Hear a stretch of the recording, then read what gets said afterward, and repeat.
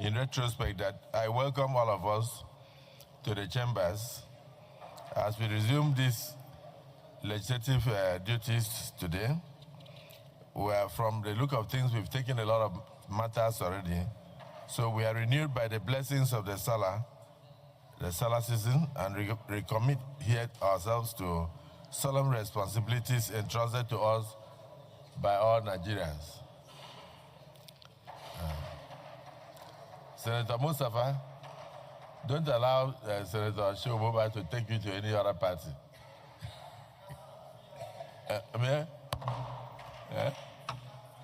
Is he the national leader? Is it Shehu? Are you the national leader of PRP? Yeah. Deputy national leader. Congratulations. This Senate is full of national leaders. You know? I trust that the recess afforded all of us moments of reflection and fellowship with our families, our friends, and our constituents, particularly.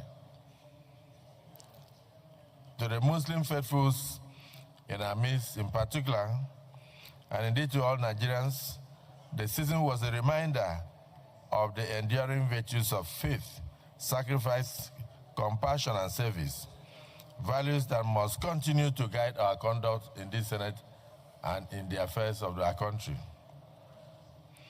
As we return to our constitutional responsibilities today, I pray that Almighty God grants us wisdom and good health for the task ahead. For we are not merely representatives of our constituencies, but custodians of the hopes and aspirations of all Nigerians who look up to this Senate for the realization of a greater nation tomorrow.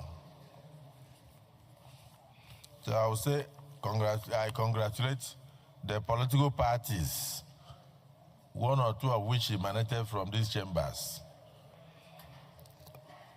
that recently concluded their primaries and all the internal democratic processes. I felicitate particularly with those who have secured their mandates to represent their parties in the next election. I know that there will always be victories and disappointments, yet above every individual triumph stands a greater triumph, the triumph of democracy itself. And in this Senate, we are promised that we will have very few disappointments. And I do know that the Senate leader and the leadership of the Senate is working very hard towards that. So in advance, I will say congratulations to all of us across party lines. So my friends and my colleagues, as we resume our work under the mournful shadow of a tragedy that has shaken our nation, the abduction of school children and teachers in Oyo State, this is not merely an attack on innocent citizens. It is an assault on our collective humanity. We mourn because if we cannot protect our children, we imperil our future.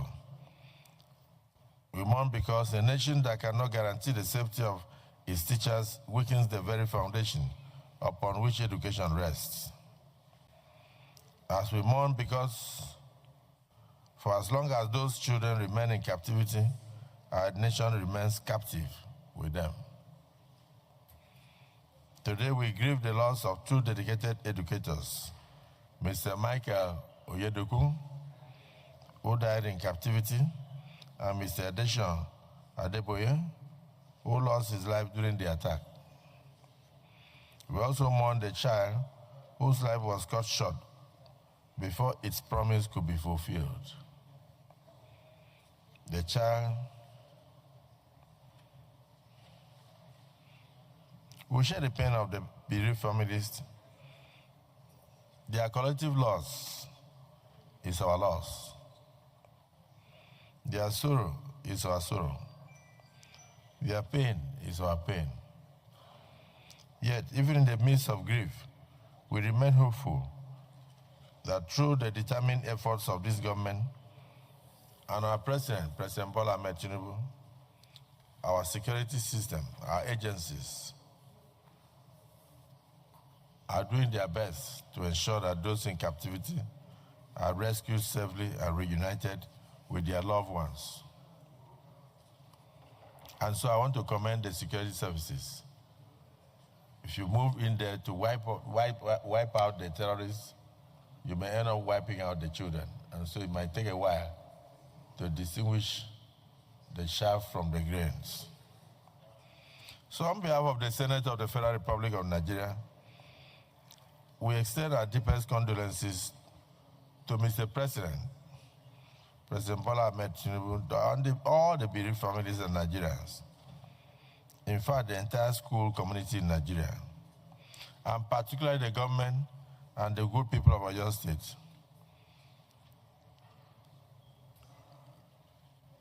I will request, without talking, since we can't discuss security in the open, that we rise in honor of the departed souls, the teacher, our teachers, and the child, and pray that their rescue will come sooner than expected.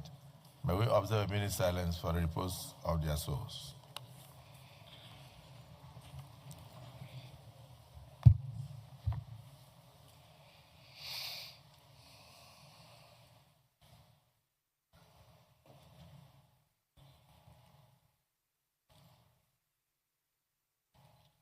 That in moments like this, there is always a temptation to divide, to accuse, and to seek advantage from tragedy. There is no country in the world without challenges, and there is no country without crime. That's why security agencies are created to fight crime. And we are determined to fight them, and we are fighting them.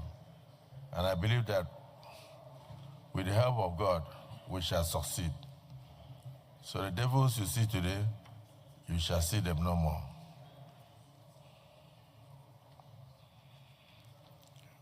I want to caution that politicians should not try to take advantage of any tragedy that befalls our nation. Politicians and aspirants must resist that temptation for cheap publicity.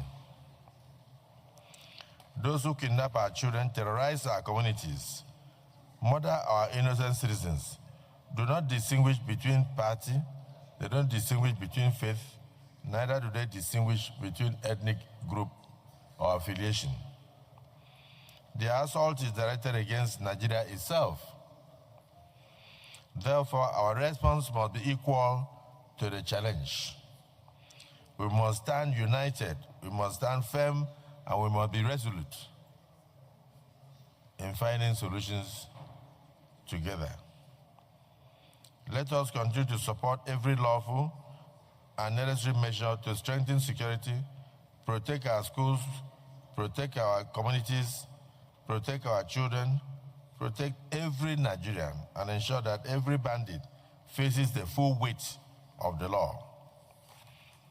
The challenge before us is very real. When you watch from the experiences of other countries. But so too is the courage of our government and the courage of Nigerians, the resilience of our institutions, and the enduring promise of Nigeria for a greater future. Let us therefore approach the days ahead with collective resolve. Let us differ honestly, but remain united in our devotion to the existence of Nigeria. Let us continue to conduct ourselves with dignity so that future generations will say that when Nigeria faced difficulties, such as what we are facing now, this Senate, the 10th Senate of the Federal Republic of Nigeria, did not falter. When leadership was required, this Senate did so and did not shrink. And when duty called, the Senate answered. It is on that note that I want to employ the leader of the Senate to quickly fix a date for us to conclude our security summit, which we have started in various states of the Federation. So, clerk of the Senate, you will meet him and let him give you a date in spite of the tragedy we are facing so that we can go into serious discussion and now have that security summit with a view to submitting our own views and resolutions and what we think we can do to further add strength to what the security services are doing. With faith in God, confidence in our country, and determination in our purpose, I welcome you back to the service of your great country, Nigeria, through the 10th Senate of the Federal Republic of Nigeria. Yes, we came in numbers, but we lost few. May their souls rest in peace. And may no other senator suffer any mishap in this Senate. May God bless all of you. May God bless all of us. And may God bless the Federal Republic of Nigeria. Thank you for listening to me. Leader of the Senate.